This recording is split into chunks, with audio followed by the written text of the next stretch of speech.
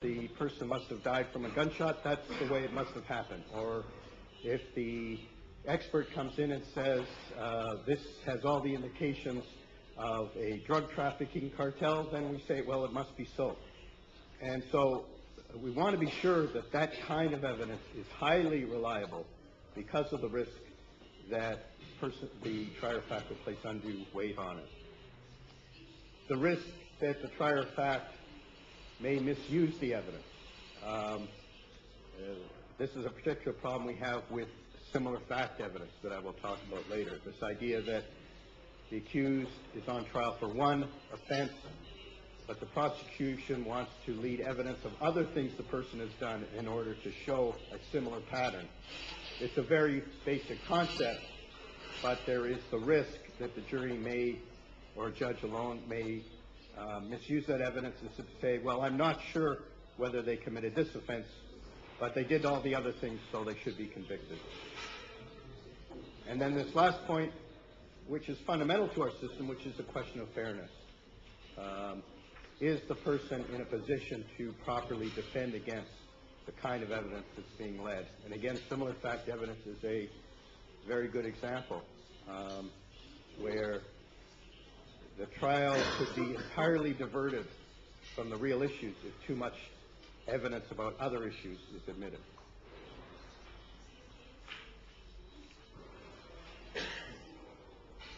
So what we try to do is reach the appropriate balance.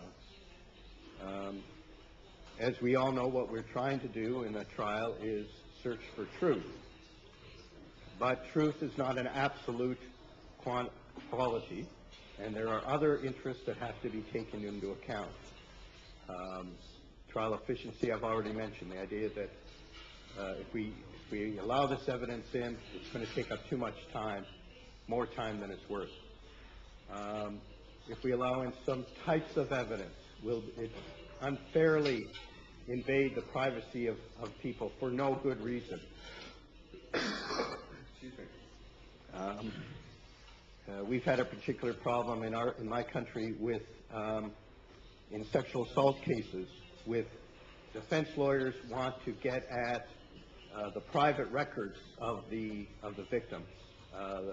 If they've been to a psychiatrist or a psychologist, or they've kept a diary, they want to get at that information. And we've had to evolve rules that place limits on the right to that kind of evidence. Very much, as Christian was saying, this whole issue of discovery and disclosure is very much part of our system of evidence as well. The interest in finality, that we don't keep relitigating issues. That once an issue's been decided, we don't keep going after it. And of course, fairness, as I've mentioned. I've already mentioned this, but just to put the point in perspective, as I said, most of our rules of evidence are judge-made rules. Most of them actually come from the 18th and 19th century judges in England. It's not so bad now in law school, but when I was in law school, we spent a lot of time reading decisions from the House of Lords. And let me tell you, there is nothing much more boring than a House of Lords decision. Not to mention that it's always in very small type. But that's where our rules originated. We've gotten away from that, but that's where they come from. Sometimes the judges were able to adapt as conditions changed. Sometimes they weren't, and so from time to time, our Parliament has had to come in and change the rules of evidence because the judges were not responding to modern conditions. And I've just given you three examples. Business records. The old English rules about the admissibility of business records bore no relation to our modern system of record keeping and business, and so we had to have modern rules. Judges were not responding quickly enough to our understanding of the way that sexual assault offenses are committed and the way that victims of sexual assault complain about what's happened to them. Again, Parliament had to move in, and so on. just for interest, as part of the history, in the 1970s, there was an attempt to bring in a code of evidence that would apply to criminal and civil cases throughout Canada.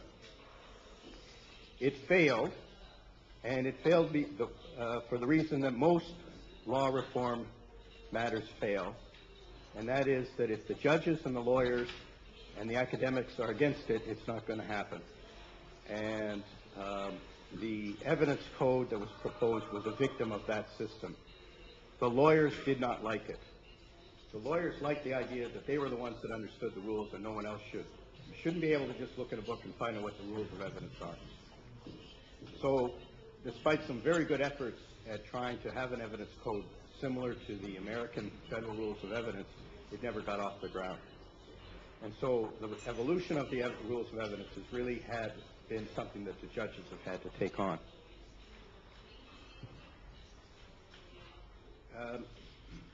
This is a crucial part of understanding where our rules of evidence were and where they are now.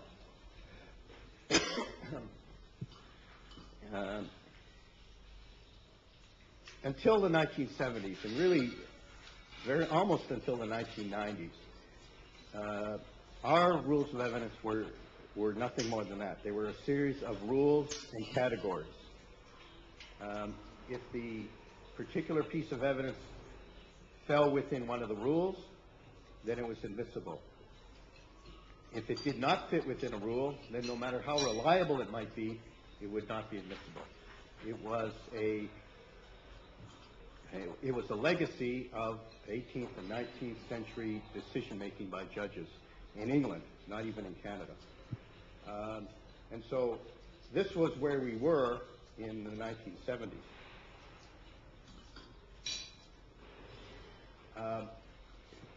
The hearsay rule is the classic common law rule of evidence.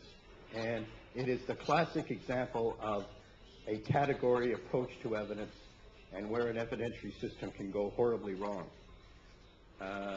We had this basic rule that hearsay is not admissible. Then we had a series of exceptions to that basic rule where hearsay would be admissible. And I remember when I was going through law school, there was a great controversy as to how many exceptions there were. Some academics thought there were 40. Some thought there were 70. It shouldn't be that hard to figure out whether or not there's an exception to a rule. Each exception had its own criteria, so you had to, the person who was trying to get that piece of hearsay evidence in had to show that it met all of the criteria. There could be one or two, or there could be 5 or 6, as with business records, the old common law business record exception.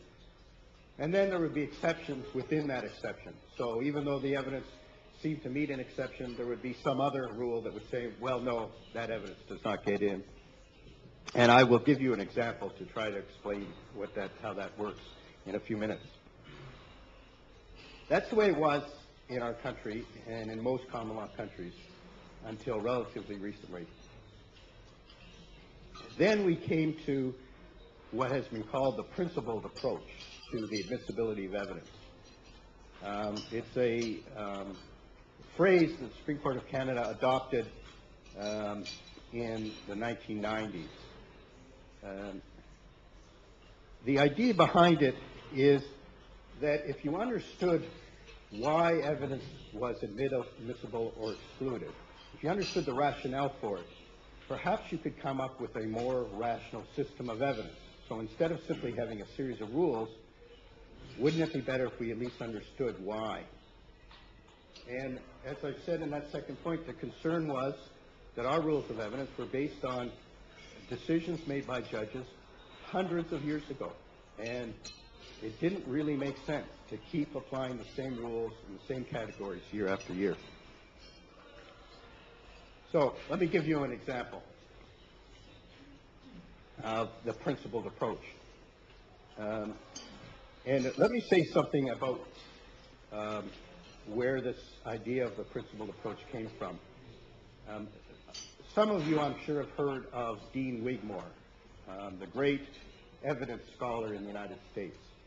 He wrote this 10-volume work on the rules of evidence.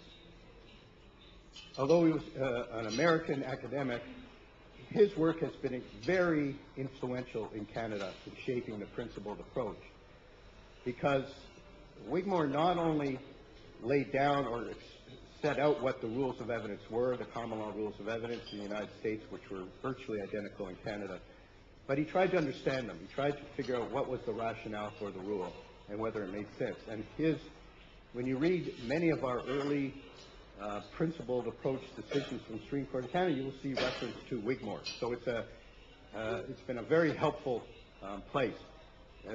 He didn't always get it right, and there's a very famous example of some of the writing he did about sexual assault victims, which is bizarre. But aside from that, he's been very influential. And what Wigmore figured out was that the rationale for why you would have hearsay, why you would allow hearsay evidence is two parts. Number one, necessity. What we call the declarant, the person who made the statement, is no longer available, and so if we don't get it from that person, if we don't get the hearsay statement, we'll never get that piece of evidence. And secondly, it was reliable enough that it could be received in evidence, even though the declarant was not available for cross-examination, not available for the judge or the jury to see the witness and see how they give their evidence and so on. So this was the principle behind our principle